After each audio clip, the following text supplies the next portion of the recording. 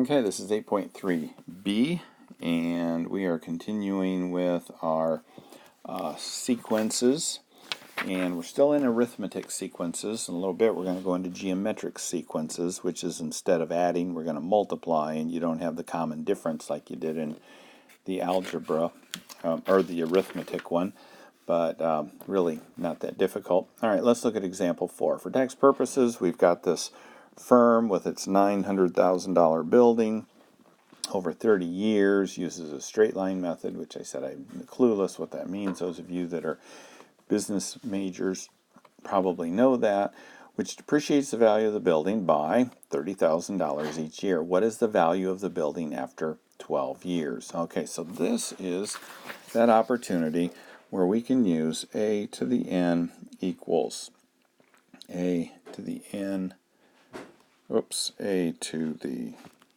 first plus n minus 1 times the common difference.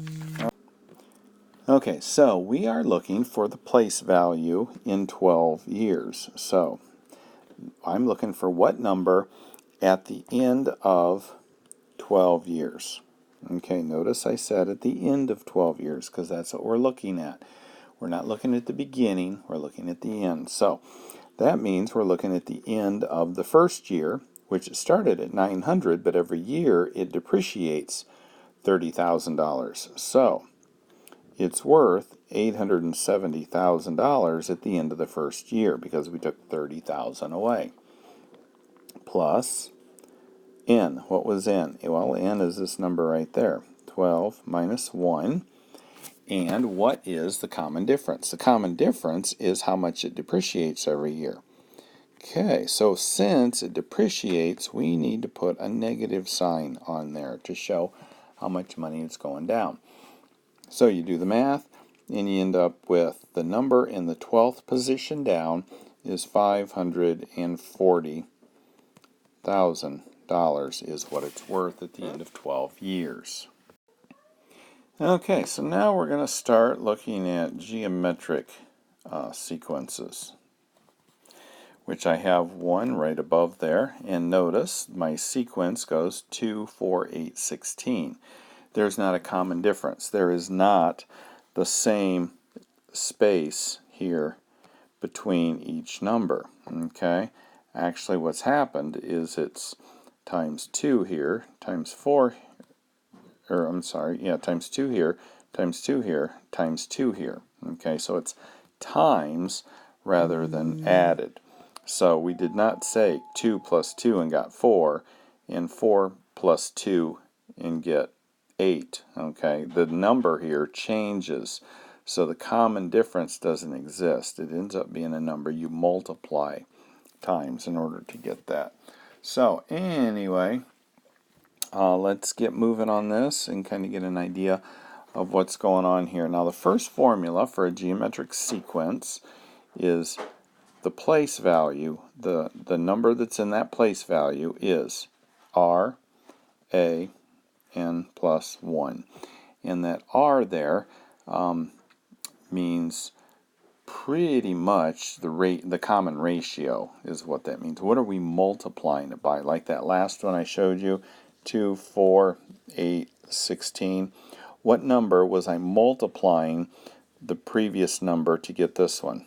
Okay, and then I multiplied this one by that 2 to get 8, and this times 2 to get 16. Okay, so that r is kind of like the common difference. It's the number that we use to get to the next one, only we're multiplying instead of adding, like in the arithmetic sequence. Okay, so that is the formula there, and so let's look at example 6, letter A. We're given 1, 3, and 9, and they're asking for the next 3 terms.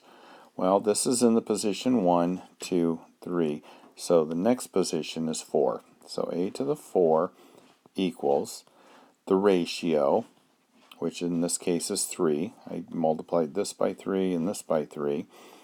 And then a to the n minus 1, meaning the position before the one I'm looking for.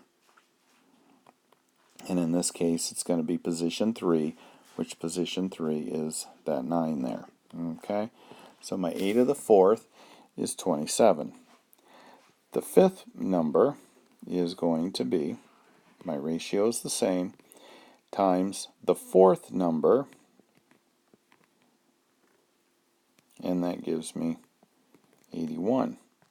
And then the 6th position number is going to be my common ratio times the number before that, which in this case is the 5th one, which is 81, and that's going to be 243. So if I were to complete this table, or this right here, it'd be 1, 3, 9, 4th number,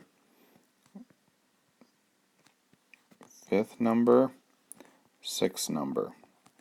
Okay, so that's what we're doing there. And the same thing's true with B and C there, and you can look and see how they did that. Now, just like the arithmetic sequence with the nth term, we have an nth term of a geometric sequence. And that formula is written there. First number value, ratio, number position we're looking for, minus 1. Okay, so if we are looking at these numbers, okay, and we are interested in, say, the number that's in the 25th position, we would write it as a to the 25 equals my first number, and my ratio in here is -2, because in order to go from here to here, I multiplied 2 by -2. To get from -4 to 8, I multiplied -4 times -2, which is positive 8. So they're going to alternate, negative, positive, negative, positive. So that's my ratio. The number that goes up here will be my n, which in this case is my 25, minus 1. So a to the 25th is going to equal 2 times -2 to the 24th power. Get out your handy-dandy calculator, and that 25th number is going to be 33,554,432. That's the number that's going to go in that 25th position. All right, so let's quickly look at example 7. And we've got this ball that's dropped 100 feet, hits the ground. It bounces up, and it just consistently bounces until it bounces fewer and fewer. The height of the bounce becomes less and less and less. All right, so a ball is dropped from a height of 100 feet and rebounds 2/5 of the height from which it falls every time it hits the ground. So that 2/5 ends up being my common ratio. Let's see, how high will it bounce after it hits the ground the 4th time? So 1, 2, 3, 4th time. Okay, so after it hits the ground the 4th time, I want to know the height that it's bouncing at this point after the 4th time. So I'm going to use the formula.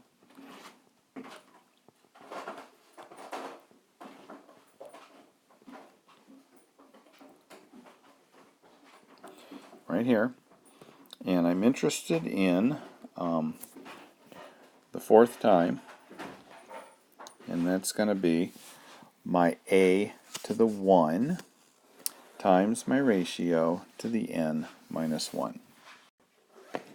Okay, so my a to the 1 is going to be the height after that first bounce. So it's going to be, what did it say, 2/5, which is 40 feet. So my a to the 1 is going to be 40 feet. What is my ratio? We had said it was 2/5. And my n is 4, whatever number this is, minus 1. So I get 40 times 2/5 to the 3rd power. Okay, so that means 40 to the 2/5, that's 248 over 125, which is going to be 320 over 125, which gives me 2.56 feet.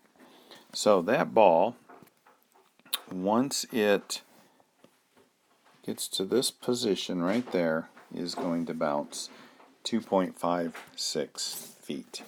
Okay, so that's pretty much what we've got here as far as solving these. Let's look at example 8, and then we'll call it good to go for this one. You can kind of follow along with the football contract one if you want, but we've got $1,000 we invested,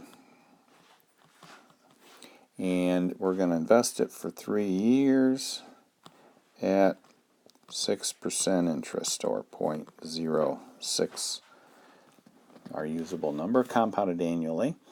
And we're using the formula. We've used this formula before, principal plus PRT. All right, so the question is, do the future values of this investment form a geometric sequence? And the answer to that is yes, we do have a common ratio there, so it does form a geometric sequence. And then it says, what is the value of this investment in 25 years? Okay, so we don't care about that. What we care about is using our formula.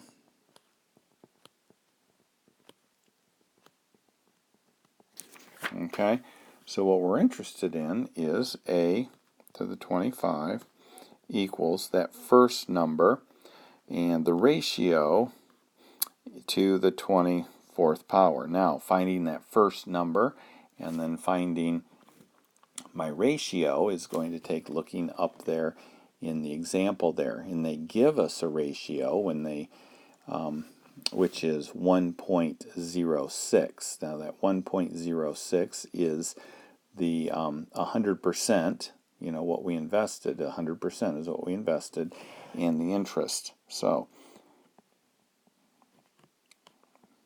to the 24th power, and our a to the first is going to be our $1,060, which is how much money we made after the first year. Okay, so what we're doing is to get that 1,060 is we took 1,000 here, 0.06 times 1 year, and that gave us $1,060 here. So that is our A1, our A subscript 1. And then this is our 1.06, our ratio here to the 24th power. Multiply that through, and you will find out how much money you had at the end of 25 years, which is 4,291.87. So at the end of 25 years, for doing absolutely nothing, you have $4,291 when you only put 1,000 in there. Put more than that in there, you'd have a heck of a lot more. So anyway, that's 8.3. So hopefully wasn't too painful. Worked